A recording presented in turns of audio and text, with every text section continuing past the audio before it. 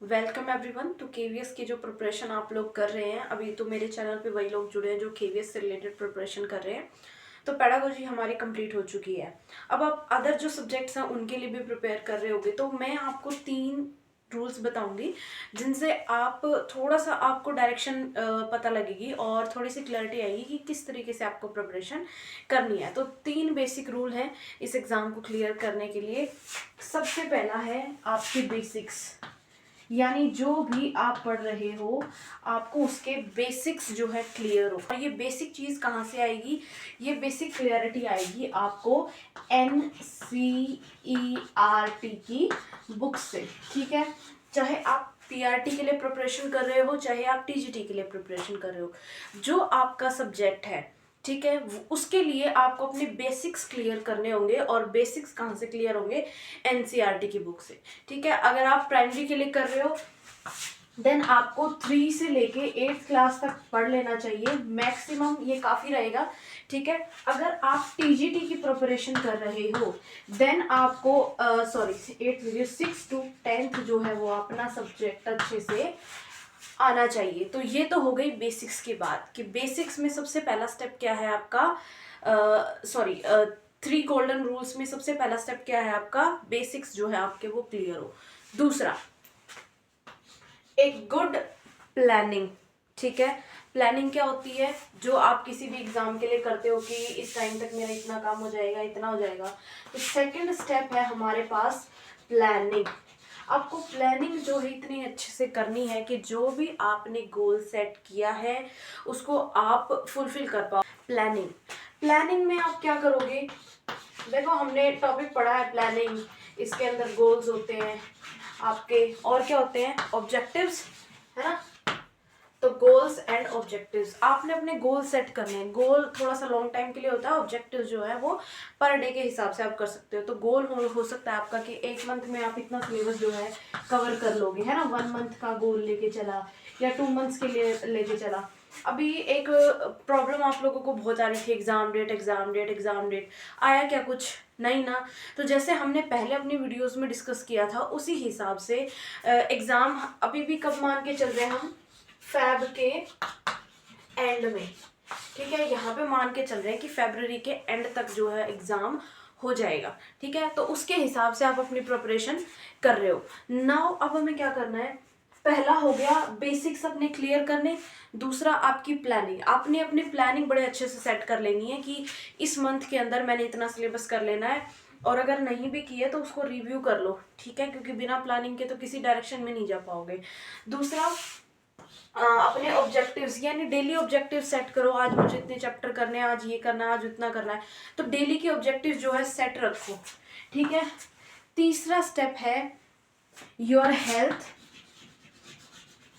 And implementation. ठीक है, सबसे पहले आपने अपनी हेल्थ का ध्यान रखना है और उसके बाद ये जो प्लान आपने बनाया है इसको क्या करना है? इम्प्लीमेंट करना है, एग्जीक्यूट करना है। सिंपल। अगर आपकी तबीयत ठीक नहीं है, आप रेस्ट ले लीजिए। मैं आपको पहले भी एक वीडियो में बता चुकी हूँ कि अगर आप एबल नहीं है कि आप बैठ के पढ़ पाए या आपकी वैसे तबीयत, तो वैसे सुन लो, ऑडियो लगा के सुन लो।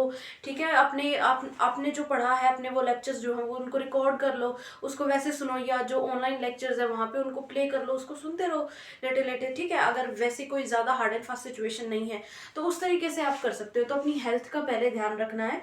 ठीक है, उसके बाद ये जो प्लान आपने बनाया इसको इम्प्लीमेंट करना, और इम्प्लीमेंट बेसिक्स के साथ। बेसिक्स आपके क्लियर होने चाहिए। ये बहुत ही इंपॉर्टेंट है किसी भी एग्जाम को क्लियर करने के लिए।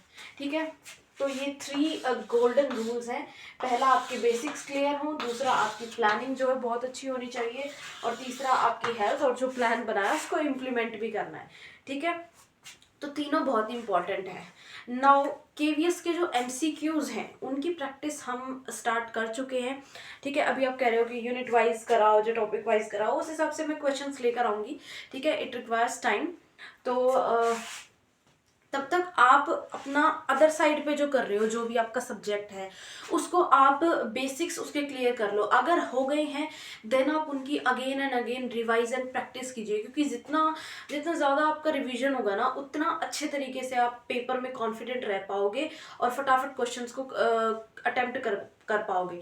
एक तो होता है कि आपने क्वेश्चन देखा, अरे मुझे तो आता है, फटाफट अटेम्प्ट करके नेक्स्ट, यहाँ पे कॉन्फिडेंस लेवल बूस्टअप होता है। और अगर एक ऐसा क्वेश्चन आ गया कंफ्यूजिंग है, ये तो मुझे याद ही नहीं आ रहा, वहाँ पे डाउन चला जाता जाएगा कॉन्फिडेंस, और वो थोड़ा सा प्रॉब्लमेटिक हो सकता है। ठीक है, तो अपनी रिवाइज करो उनको बार बार, वो छप जाए चीज़ें दिमाग में। ठीक है, बढ़िया सा अपना टाइम टेबल बनाओ, टाइम टेबल बहुत इंपॉर्टेंट है, और उसको बढ़िया दीवार पे चिपका लो। अगर फैक्चुअल बेस्ड क्वेश्चंस है जो आपको लर्न नहीं हो रहे, या ऐसी कोई प्रॉब्लम है, तो आप उनको एक पेपर पे लिखो और अपने सामने जहाँ पे आप सोते हो वहाँ चिपका दो। सोते टाइम उसका थोड़ा सा रिवीजन कर लो, ये है तो जब भी आपको दिखेगा थोड़ा सा 2 मिनट उसमें रिवीजन पे डाल दो। ठीक है, इस तरीके से आप इसको कर सकते हो ना। बेसिक्स में एक चीज़ इंपॉर्टेंट मैं और बता दूं, मैंने जब एनसीईआरटी के लिए आपको सजेस्ट किया था, जब पेडागोजी भी पढ़ानी शुरू की थी, तभी भी बताया था कि जो कॉन्सेप्ट है आप उसको कॉन्सेप्ट के हिसाब से पढ़िए। आप ये मत सोचिए कि आपको एग्जाम में मार्क्स लेके आने हैं, ठीक है, वो तो लेकर ही आने हैं, लेकिन कॉन्सेप्ट को एज ए कॉन्सेप्ट पढ़िए। ठीक है, उसके अंदर जैसे चीज़ें दी हुई है ना उसी तरीके से लिए, कंफ्यूज मत होइए, ज़्यादा सोचना नहीं है। अब आप एक कॉन्सेप्ट पढ़ रहे हो, उसको शांति से पढ़ो, ये नहीं सोचना कि पेपर में इसमें से कौन सा क्वेश्चन आएगा नहीं गए, तो फिर इस हिसाब से पढ़ोगे तो फिर जो कंटेंट है वो आपके दिमाग में जाएगा नहीं।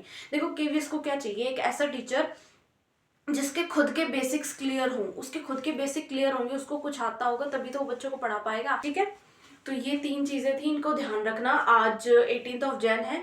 ठीक है, अभी भी एग्जाम की डेट के बारे में कुछ पता नहीं है कि एग्जाम की डेट कब आएगी, कब एग्जाम होगा, सब अपने अपने कयास लगा रहे हैं। ठीक है, तो keep your self free from all this. ठीक है, बंद कर लो अपने कानों को और focus on your preparation, that's it. ठीक है, तो चलो इसके बाद हम एमसीक्यूज के साथ मिलेंगे। Have a good day guys and all the best for your preparation.